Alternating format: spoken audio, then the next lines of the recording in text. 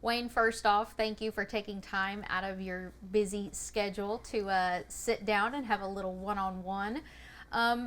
Wisconsin native and not the typical horse trainer, very well educated, book educated, master's in education, football coach, and I'm just going to go ahead and say one of the most recognized figures, not only in our industry, but the world of sports. Well, thank you for that. For that matter. I mean, came from that small community, but I was a basketball coach. We should start instead of a football Yeah. coach. Oh, I'm sorry. There Yes, you go. basketball coach. I Yeah. have it written down there. Okay.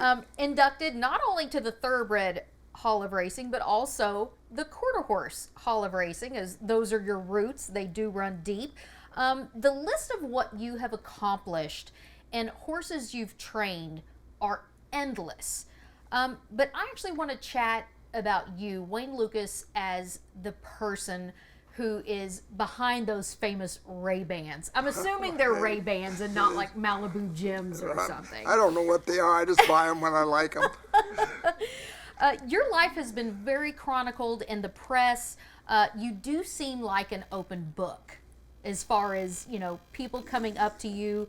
But I want to know what is something that people would actually be surprised to know about you. I think as I go along, especially at this age, at this point in my career, what I find out is that people were somewhat intimidated by me, early on, and I always wondered, why, what.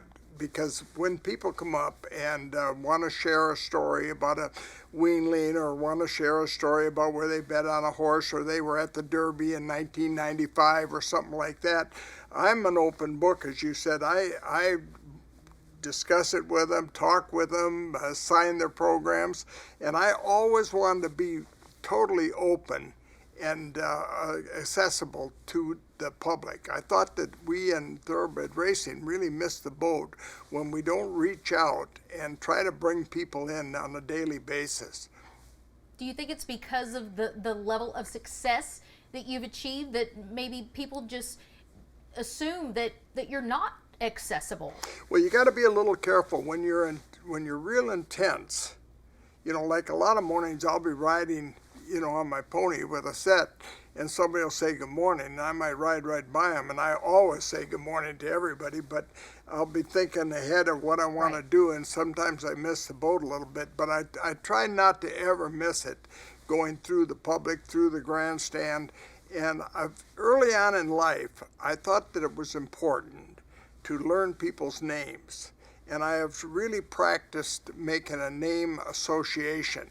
Like I meet you and I think now I make some kind of association. Paul Holthus' wife, Nancy, and I want to, every time I see you, call you by your name. And I made a practice of that early in life. I thought that was important. Well, I actually reached out to one of your former assistants, Dallas Stewart, who worked for you for 12 years. You're still very close friends. He compares you to the Energizer Bunny. Still to this day, you treated him and all of your team of assistants who are still very accomplished to this day, like your own family. Why was that important to you to treat them like your own? Well, two things happened. First of all, coming from the coaching profession, I realized right away that, if I were to grow, and we did grow very rapidly, and like so many of these young trainers today are growing and getting what they call the super trainers or the large stables, I felt early on that I needed to develop assistants. Secondly, I thought I had to teach, or at least get them so that they would be ingrained with my philosophy of what I wanted to do with the horses. And so in doing that, I chose one very, very articulate, young, energetic guys. And then secondly, I taught every single day, always teaching. And I think that came from my coaching background. Once you're a teacher, you can't help yourself. You see something that you need to maybe correct, or you could help somebody, you reach out to them. It's just second nature. So two things happened. Number one, I was able to develop some great young guys that are now very successful in their own right. And secondly, they carried me to levels of what you're talking about, these honors that I was able to receive. So I always say, I don't know if I helped them or if they just carried me on their shoulders. Well, I think it kind of goes both ways. He loves that he and the other assistants were the first ones to have phones in their cars back in the 80s. He said there was no excuse that you couldn't reach them at any and all times. He just thought that was the coolest thing, that they had car phones back. He said not in the 90s, back in the 80s when nobody else had them. Not only that, Nancy, they had cars. With their Jeeps, right? Yeah. So evidently we were making too much money. The thing that happened was I decided that they shouldn't have to drive their own car, use their own gas, and I wanted them very accessible. So we got actually a fleet of Jeeps. We bought the Grand Cherokee. Everybody had a Jeep. And then we put phones in them. So my car had a phone. Everybody could. I'm guessing you weren't driving a Jeep. No, I wasn't driving a Jeep. I went one level up. But the thing about it was we also, before the satellite, I put a huge 21-foot dish in my backyard and had the satellite dish where I could tune in Monmouth Park, Belmont. Before that was so you had popular. RTN before RTN. Yes. Okay. And I could, like if Karen McLaughlin was running a horse in Monmouth, I could tune right in. And, wow. And after it hit the wire, I could say, Karen, what about this, this, and this? I had them right on the phone. Unreal. Well, Dallas said about you, you do what he does. You do what you love, and you love what you do. Well, I'm sure that's right. I don't think anybody. The thing that most people can't handle in the thoroughbred business, they all have the dream, all have the grandiose idea of the being in the winner's circle, the garland of roses, or whatever. But they'll come to you, these young people, and they'll say to you, I just want to learn. I'll clean stalls. I'll walk hots. I'll sleep in the stall. They tell you all of that. But the thing about it is that most of them can't handle is that 7 days a week, 4 a.m.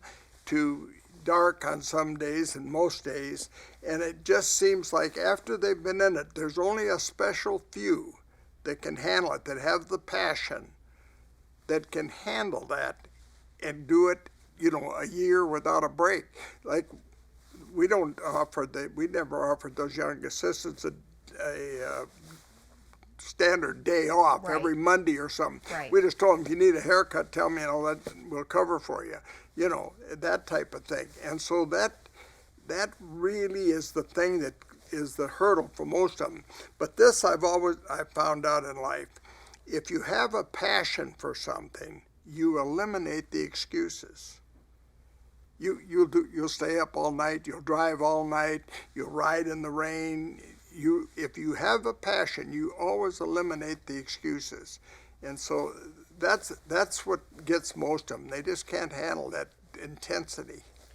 Well, one of the things you had a passion for is something that numerous groups in the industry for several of the past decades have racked their brains about and haven't been able to do so. It's about getting that younger generation interested in the sport. And you did it in a very simplified way, just by getting their picture taken in the winner's circle. And that has actually come back, and really fans have come back generations later. Yes. And come back and thanked you for that. That is so simple. I can't believe that my colleagues haven't, picked up on it. It is so simple to do. I mean, the picture's a picture. If you're Todd Pletcher, or if you're Chad Brown or somebody, you got pictures everywhere, And so having a guest in there or somebody else is no big deal. Some guy says, can I get my picture taken with you? Just bring him in.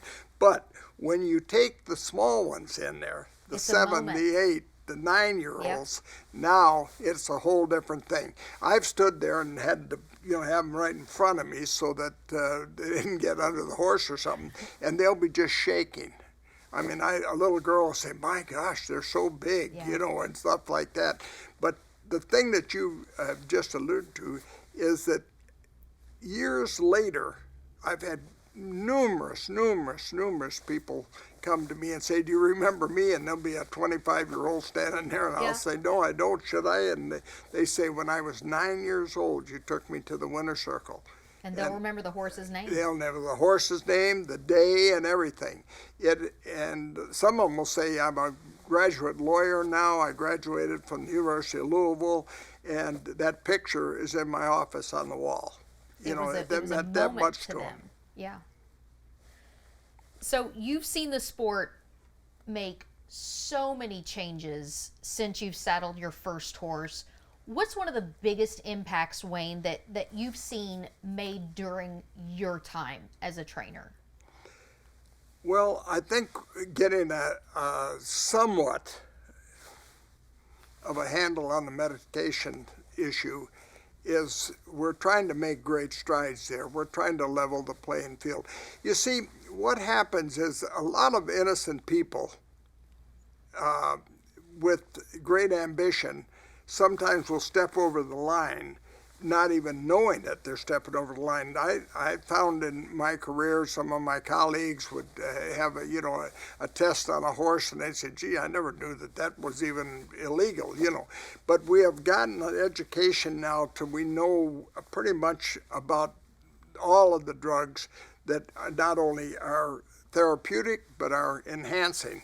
And we're getting a little bit of handle on it. We haven't got a handle on how to handle it, though, when we find it. Once we find it, then we're having a lot of trouble. The court system is very difficult to overcome. A guy just gets an injunction and on he goes. The levels are very difficult to determine. In other words, how much is a nanogram or a petagram or whatever out there. So you get that later on. But that is the thing. Years ago, hell, nobody paid any attention to, before Lasix, before even butazolidine and so forth. We just ran them. What's your take on one national governing body over the whole sport? Do you think that's a good thing or a bad thing? I think it's a good thing if it's governed by horse-educated people.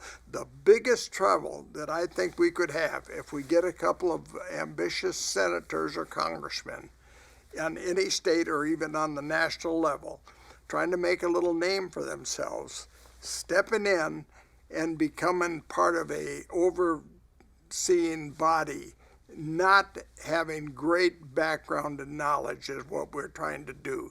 That is the hiccup, I think, right there. They have a tendency to, even in the commissions, the state commissioners, they have a tendency to use that as a political football. Right. And I served on a Kentucky commission for 2, 3, or 4 years, and Governor Brashear wanted me. I looked around, and there were very few horse people on it. I think maybe 4. The rest, we had a real estate guy, we had a lawyer, we had, just a car salesman. We had them all. If you're going to have a governing body, I think it's got to be with people that maybe retired, some retired trainers, owners that have definitely had a feel for the game. Now that we've gotten, all these changes, now that we're not racing in certain states, 2-year-olds on Lasix, the whip has made adjustments. Some states are saying X number of strikes to a horse in X amount of strides. What's your take on all of this? Because, 50 years ago, we didn't have Lasix. You could strike a horse as many times as you wanted. What's your thoughts on those advancements? I think we've overdone it. I think we've gone too far, and a lot of that's perception too. But I think what we've done is that trying to create an image that we're doing everything we can to make racing perfect, and it'll never be perfect. But in order to do that, I think we've gone overboard a little bit. There's a certain amount of that that's good, but a lot of it, I think, regulating how many times we can start a horse, having somebody check the horse before he works. I mean, as a trainer with 60 years of experience, I have a little trouble when a graduate from X university comes in and been out of the school 2 years and is jogging my horse up and down the road telling me whether it's sound or not. I mean, I have a little trouble with that. But having said that, that again is perception too. I don't think it's changed whether I start him or work him at all. But we went a little bit overboard here, and what usually on things like this in sports, they'll go overboard, and then there'll be a coming back to probably a good level. Do you think some of those advancements are maybe because there are so much more social media, and there's a lot of kind of armchair quarterbacks with a lot more opinion, and our sport is more televised now? There's a lot of people that have more of an opinion. Spot on. I have said from day one that the media coverage, God bless you guys, the media, present company excluded, of course. The media coverage has been very, very difficult for us in the industry, both from an owner standpoint and a trainer standpoint. We got too many self-appointed gurus. Let me give you a real-life example. I ran a horse here a year or so ago, or 2 years ago, and the owner, very knowledgeable, but one of those that probably follows the media type of thing pretty close, called me up and he said, "I've just studied the gait analysis of the last race." And I said, "What?" And he said, "The gait analysis of the last race." And I said, "Well, what is that?" And he said, "Well, they tell us that horse of ours, I want you to know, shortened his stride 8 inches the last 1/16 of a mile." And I said, "Well, hell, he was tired." You know, I mean, the gait analysis told us that. I mean, there's an overkill here. And then you get, I've had some cases, one case for a very well-known sportscaster that I have great admired at all the years, started criticizing one of my Breeders' Cup horses a couple of years ago very severely on TV, to the point that my owner called me up and said, are we really belong in here? Should we be in the Breeders' Cup? And you know how that turned out. He won it. So you get those opinions are probably taken to heart a lot more than they should be. Yeah. So I guess that kind of segues to my next question in regards to changes that you've seen in the sport. What's one thing that really pisses you off? Well, I don't know. I think that there's really, let's be fair here. There's really some knowledgeable, really good, the Jerry Baileys of the world. Randy Moss is very, very articulate. You yourself are wonderful for the sport. There's a lot of good people, but what we get is, I think, those podcasts and stuff where we get people that are fans, and then suddenly they become authorities, and that is probably where our problem lies. It's not with the knowledgeable people. We get in New York, we get a really rush of that during the Saratoga meet. Gosh, you can turn on any channel and there'll be one on there. I love that you've kind of, what I think, put kind of your coaching hat back on and really mentored people. Some of the younger riders I've seen. Is that something you've done all along, or kind of in the twilight of your career? I don't know if that comes from that coaching background. Again, I have, without mentioning names, I think I've befriended a number of riders. One without mentioning the name, is in the Hall of Fame right now, and I took him to the starting gate for weeks on end because of my quarter horse background to get him to get away from the gate better. And I share things with all the riders pretty much because that's, again, that coaching thing. Right. You're always analyzing everything if you've been a coach. So I don't know. I think that all of us, if we have something to offer, good or bad, I go behind the gate and I'm watching some of the things those gate guys are doing. And I remember one incident with another top trainer. I rode over and I said, going where I don't belong, I think if you'll do this, this, and this with this filly, she's going to load right in there. And he said, really? And I said, yeah. I said, let's just try it. And sure enough, so you always, I think, should offer it. If they don't accept it, you pitch. If they don't want to catch, that's okay. But I think that's important.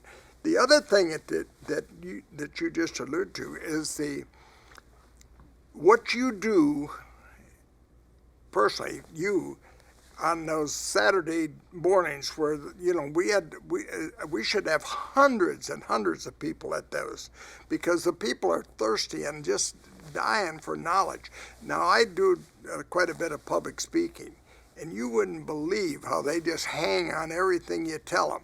I did one on the Kentucky Derby here. We honored Bob Baffert a little while ago, and when I got done, some very, very prominent men that have been in the business a long time walked up to me and said, damn, I never thought about some of those things. That education, we don't do enough of telling the people what we're doing and letting them get on the inside. One of the most popular programs on TV probably is the NFL Total Access. So we got to have total access. yeah, you alluded to some of your public speaking, and you're highly sought after for your public speaking. Not enough. It's 10,000 a pop. It's what? It's 10,000 a pop. Well, that's well worth it, in my opinion. Anyhow, I'd like to do more. So do you talk about your training career, how coaching has helped you during your career? What are some of the things that you focus on during your speeches? Because I think I've said to you a couple times you should run for politician because people literally hang on every word that you say. Well, here's the thing. What I try to do is mix it up a little bit. I use some of my coaching background, a lot of my racing background to drive home a point. But most people in life are dreamers. In fact, almost all of them are. By that I mean they dream of being this. They dream of being Nancy Holthus and young girls. They dream about being Bob Baffert and in the Derby. So most people are dreamers, whether it's in our industry or something. But they don't know how to get from that spot they're in now to that successful spot where they'd love to be. And so I talk a lot about how you can go ahead and do that and what it takes to do that and what you should try to gear up for and the disappointments and how to handle the disappointments and not to worry about weathering a storm but learn to dance in the rain and that type of thing. And I use some of my illustrations, some of the tragic things that have happened to me, losing my son, losing star horses like Land of Lucy, and I talk about the successes and what they mean. But most people, a man or woman is born with a chance, but to be a man and a woman is a choice. And so we talk about, doing the right thing all the time. And we have a saying at the barn, that winning isn't a sometime thing, but winning is an all-time thing. We don't do things right some of the time. We do things right all of the time. Seriously, you need to be behind a pulpit on Sunday morning. So you seem to be still going pretty strong at 85, despite having a rough couple of years. You had back surgery a few years ago. And Lost 4 days. oh, a whole 4 days. Yeah. Did you have the gown that opened in the back that had the breeze and everything? Oh, yeah. Yeah. But then a global pandemic took you out for a while. Last year, you had a pretty bad case of COVID last year. I think I came as close to that, and my dearest friend and wife Lori will tell you that I think I came pretty close. Yeah, I got to the point where I couldn't get any air. I was home. I'd been in the hospital 2 days because the horse bucked me off, and I had some fluid around my heart, so they wouldn't let me go until they got that off. And I had from broken ribs, and so they sent me home. Said I was okay on the COVID-19. When I got home a couple of days later, I don't think Lori's probably going to be able to tell you more about that than I would. But I got to the point where I got really sick. Then I couldn't get any air, and actually my grandson, only grandson, and granddaughter, we called them in, and I really felt like I was drifting away. I felt comfortable and warm, and I told Lori, I said, I think I'm losing you. I'm just drifting away, like I was floating on air. And I passed out, and then I came back, and I got a little air. My grandson set me up, and I got a little air, and I got a little more air, and pretty soon I made it through the night. But believe me, don't fool around with that. That's rough. I remember calling you to check on you, and I called Lori and chatted with her for a few minutes, and then I hear you in the background, give me the phone, I want to talk to her. So I could definitely, well, I was feeling I knew better at that moment you were I was going to be around to aggravate anybody again, yeah. Well, at that point, I want to reset, and I want to bring in your best friend and your wife, Lori. Lori, thank you so much for joining in. I know Wayne's always the one that gets the spotlight, but it's the woman behind the man that makes him who he is. Believe me, Nancy, that is so true in this case. Believe me. I want to know how and when you two met. Well, there's two versions. There's three versions. His, hers, and then the truth. One in the middle, yeah. Oh, God. I'm going to let her start it off. I might have to jump in, though. I'm going to keep it very simple. Okay. A mutual friend introduced us. And at the track, by the way. yes, at the track. Which track? To visit at Churchill. Churchill. Okay. And when was this? It was in 2011. I think that's right, yeah. So, so nothing happened, and then it was probably. Well, some things happened. Well, yeah, he did kind of wined and dined us for the day, and lots of conversation, and it was just a wonderful day, and I was impressed. I thought he was a little full of himself, probably. Yeah. Really? Yes, I know, that's a shock. And so life kind of went on, and it was about 3 months later, maybe. And at that time, it was answering machines. I had a cell phone, but it was also, I had a business phone answering machine.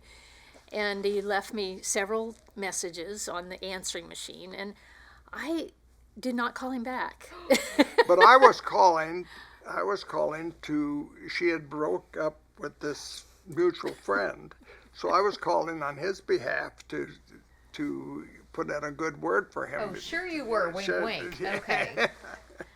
I really thought I was telling my version. But so he called, and on caller ID there were several calls, and I just didn't want to get involved. I didn't know why he was calling, and so finally I decided that I would call him back. Mm-hmm. It's about 2 weeks later, and called him on my cell phone, and I said, if you're calling me to give me a bad time about the situation, don't call me back. But if No, you're you calling said- me about something else, You said get in get in line. line. I think I said get in line. But if you're calling me about something else, call me back. And so then it was just a great conversation. We talked and we had a long distance relationship for quite a while. Quite a while. Because Yeah, you were in talk- Colorado. Yes, Okay. in Colorado, and talked Yeah. on the phone We- a lot, and so it was. Yeah, we'd have conversations sometimes for 45 minutes, which is really rare for me. I'm usually hello, goodbye, Right. get on to something else. Yeah. But we had great conversation. That went on for quite a while, too. And I knew in the first conversation, just shortly into the conversation, that there's a lot of depth there. I wasn't sure at Thanks first. for that. You know, the thing about it, though, that probably made us move forward from that was she said at one point, she said, one of the things that you told, our friend's name was Roger, told Roger and I that, you know, they had us come up and spend some time at Saratoga and or at the Kentucky Derby. And she said, I'd love to go on to Saratoga. And I said, hell, I'm in Saratoga. That's where you're calling me. I'm up there now. So I said, get on an airplane, come on up. I'll get you a room at the hotel, no strings attached. Just we'll go to the races. And so lo and behold, she took me up on it. Hook, line, and sinker. There you go. Yeah, that trip But to the Saratoga real will deal, do it every the time. real deal was after we got to dating and everything, is I gave her a damn good horse. That cinched it. A pony? A pony. Yep. A really good one. Well, Lori, you're a very accomplished equestrian in Absolutely. your own right. So that really, it was meant to be. I think it was. I think that for the first time I met somebody that I had great respect for as a horse person. And I didn't realize how way up the ladder she was. I spoke at the American Quarter Horses National Judges Convention, and some 500 judges. And when I got done, those guys came down and they said, boy, did you marry a dandy. And I said, really? They said, oh, hell, she did this, she did that. They were all bragging. I went home with a whole new look on who I was married to. So how special is it? Because Lori, you're out on the track with Wayne in the mornings. How special is it to share those moments during the morning time? Well, that's definitely the best part, is to, because we both have been horse trainers, and I knew nothing about training race horses. It was show horses, quarter horses, paints, that sort of thing. And so just trying to understand all the training techniques and developing these young horses, and that's definitely the highlight of it. And I think Wayne feels the same way. Winning is great, but just the development is terrific. Yeah, to go out there every day, and how many couples get to share the whole morning, with their spouse, and you do a little And bit. like it. Yeah, and enjoy it. Yeah, Yeah. get it up and go out there, and then a lot of teaching went on there too. I shared what I was trying to do, and there's the heartache and the highs and the lows. First time we went to the Breeders' Cup together, I thought, well, we'll just go through the motions here. There, we got no shot. We win. First horse we ran won. So we've had some great highs and we've had some lows too. But the sharing in a relationship, I think doing the same things together keeps you from getting complacent. And complacency is the thing that really works against a marriage, in my opinion. Will you really learn about somebody when the other person is down? And you really got to learn about Wayne going through his back surgery, because when you can't ride his pony, it really does take a lot out of him. And also going through COVID. What did you learn about him as Wayne Lukas, the patient? Oh boy. Let's skip over that. Yeah. The thing. No, I'd like to comment go on ahead. that. Go ahead. It was difficult. There's no doubt. It was very difficult, but it was a very close time, and meeting somebody late in life like we have, and we never thought we would go down this path with anybody else. We were both single, and we'd been single a while, and we were both happy, and so this was just a bonus to meet. And it does tell you a little bit about the person, but it was just a very intimate time, and it was a very important time, and I'm very grateful that we didn't lose him, but I wouldn't have traded that time for anything. It was really special. Was there ever, did it really get that close, that fear that Yes. you would lose him? Yeah. It was touch and go.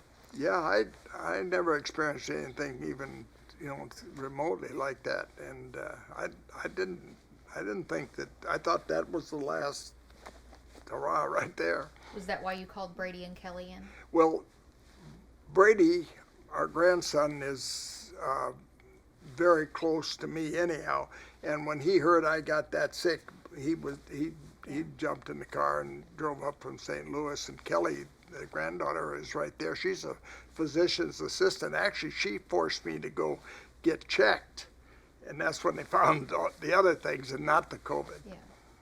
Wow. So you put together a book with Christina Basanakis a couple of years ago that is absolutely amazing. I call them Wayneisms. And in it, there's a quote, "You can have a marriage license or a trainer's license. The challenge is to have both at the same time."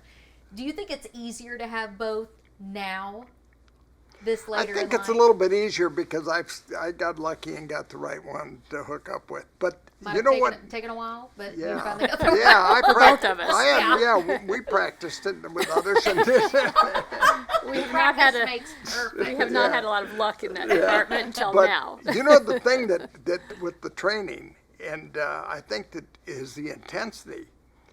I think in a marriage like previous marriage, or marriage in general with the horse trainers and the grandiose idea of the glamour of it, the turf club, the luncheons, the high big grade 1 races and everything, pretty soon that loses a little bit of its shine and a little bit of its luster, and you start to find that your spouse is very intense. And in my case, I think I was so intense, I'd wake up in the middle of the night and say, okay, this is what I'm going to do tomorrow, and so forth. And I think it's hard on a marriage. You don't marry the person, you marry the industry, or you marry the barn. And that makes it very, very difficult. Now, when you get a spouse that is also thinking the same way, it makes it a lot easier. And she has a thriving business in Colorado, and I just love what she's doing, her teaching and working with the young kids and everything, and showing and so forth. She won't admit it, but she's a hell of a show woman. Well, she's very accomplished. Now, what exactly is, you're with the university? No. She was. She was. I taught at Colorado State University for 4 years in the equine science program, but I've had my own business.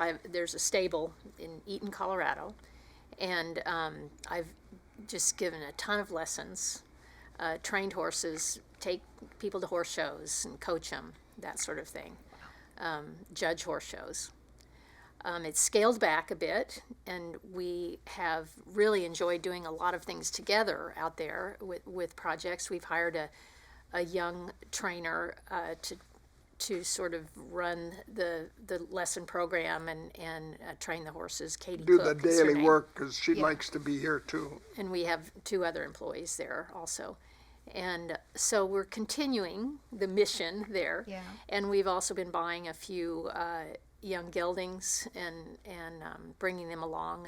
And we sold one last year and did well with it. So we're just enjoying that, a whole different little sideline from the racing. I got to tell on her. We made a commitment to each other. We were going to get married, and so she tells me she's all in, and that she'll sell the place in Colorado, and become a racetrack wife and so forth. And I'm listening to this, And I've watched her with those young kids, watched her developing these horses and so forth. And I thought, are you kidding me? And, so I told her best friend, one of her, a rancher up there that's a dear friend of hers, I said, Jeff, we're not gonna sell this place.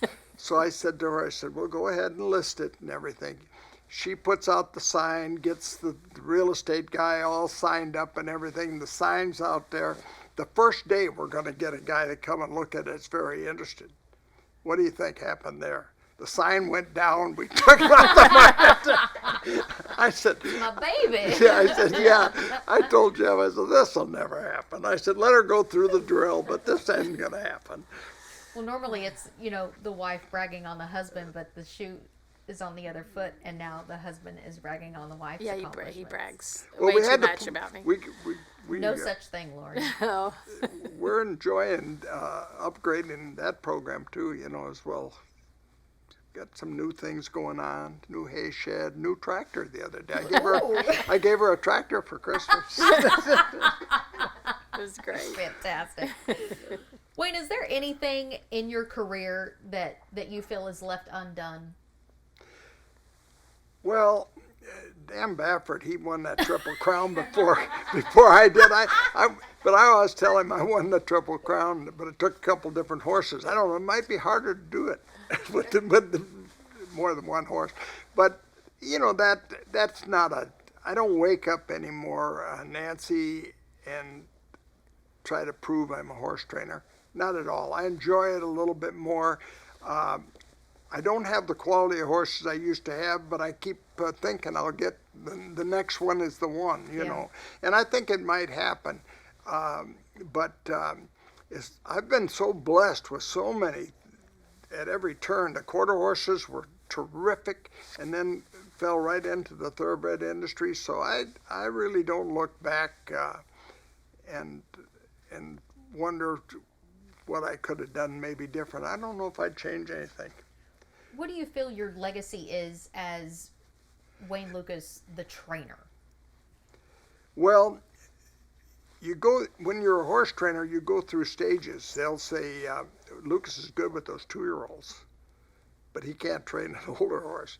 And then Lukas is okay with an older horse. He had 2 horses of the year, but he can't train a grass horse. Then you get the Arlington Million a couple times, and they say, well, he's doing okay with the grass horses. You try to overcome that because they label you. They label you, and they label you as a claiming horse trainer. I've told a couple of my young guys, don't claim any horses when you first start out, because right away they say he's a claiming horse trainer, and some guy will have a potential Triple Crown horse, and he won't give it to you because, well, that guy trains claiming horses. And some of those claiming horse trainers are the best trainers in the world, the best. So they don't get in the Hall of Fame, but that doesn't mean they don't know what they're doing. And so you got to be careful of getting the label. Again, the media gets in there. So a legacy as a trainer, I would like to, I was very careful in my book not to list 4 Kentucky Derby, 7 Preaknesses, or anything like that, because I didn't want that. I wanted to give a philosophy of maybe how we do it and maybe a philosophy in life, simple things like if people say unkind things about you, live your life in such a manner that nobody will believe them. Right. So that type of thing. And I would like my legacy to think, goddamn, he was a pretty good horse trainer if you stop and look at it.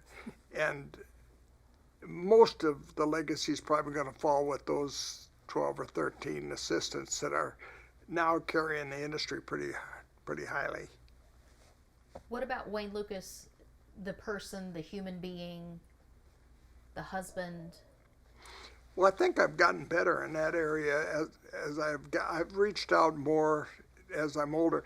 A good friend of ours called the other day, right here. He's right here, John McKay, right here in Arkansas, and he said, "You know what's wrong?" And I thought, "What in the world's he calling about?" He said, "You're sitting there with all that background of 60 years of experience and knowledge, and those people are not trying to get it out of you." And he was sincere. And I thought about that a lot, and I thought, I better share more. See, there's no how-to book in thoroughbred racing or training.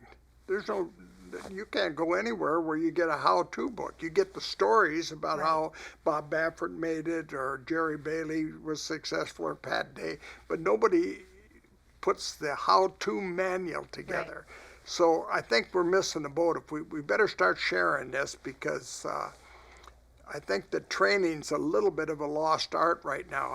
I'm not impressed with a lot of the young people, and I'm impressed with some of the other young people, but it would be good, in coaching, for example, football or basketball, they hold a clinic. Mm-hmm. And Lou Heyman gets up there and gives his entire offense, explains it to all the young coaches, diagrams it, prints it. You can go get the book on how to coach this or coach that, or what this offense or defense is. We don't do any of that. There's nothing out there like that in our industry. Lori, how do you see Wayne's legacy? Well, I definitely see his legacy in the people that he's touched, and certainly me included. He has a saying that he says you should compliment at least 3 people every day, and he sticks to that. Pretty good. He really does. He's very inspiring, and I see it more now in the last 5 years or so, even more so. I think he's very committed to that, and very committed to helping young people and just making a difference in people's lives. We're getting more response back from people too, aren't we? Mm-hmm. Out of the blue, I'll say, Lord, look at this. Yeah. Somebody will write a letter. Yeah, it's really been great. That's what really matters. Do you find joy every day waking up and still be able to get on your pony? Oh yeah, I'm gonna get on the pony. I told Lori 95 is probably a cutoff point, but 95? Yeah.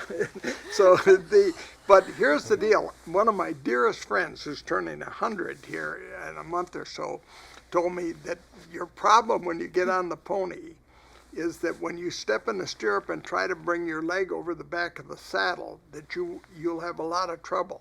And damn it, the last year I'm not having a little bit more trouble getting it over.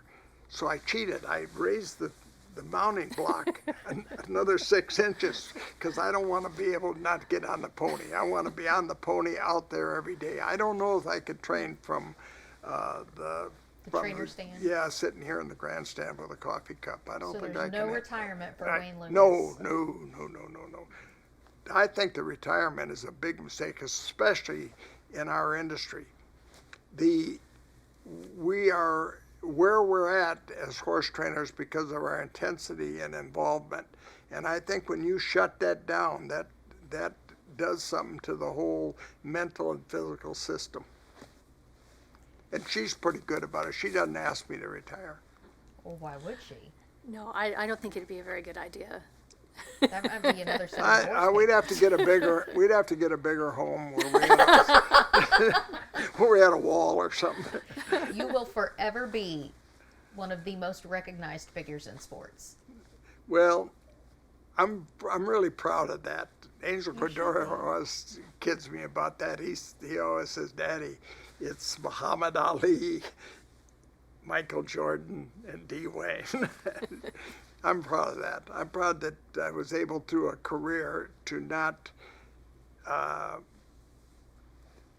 lose sight of what I was trying to do, but at the same time reach out to a lot of people and give them a little bit of pleasure in our industry, either through a young child or even an older person. I've trained for that club, the Churchill Downs Club, and a woman had to be, we won that stake over at Keeneland with that horse, and that this woman comes rushing down. We had about 300 people in the winner's circle. They had to take it out on the racetrack, couldn't take it in the winner's circle, the picture.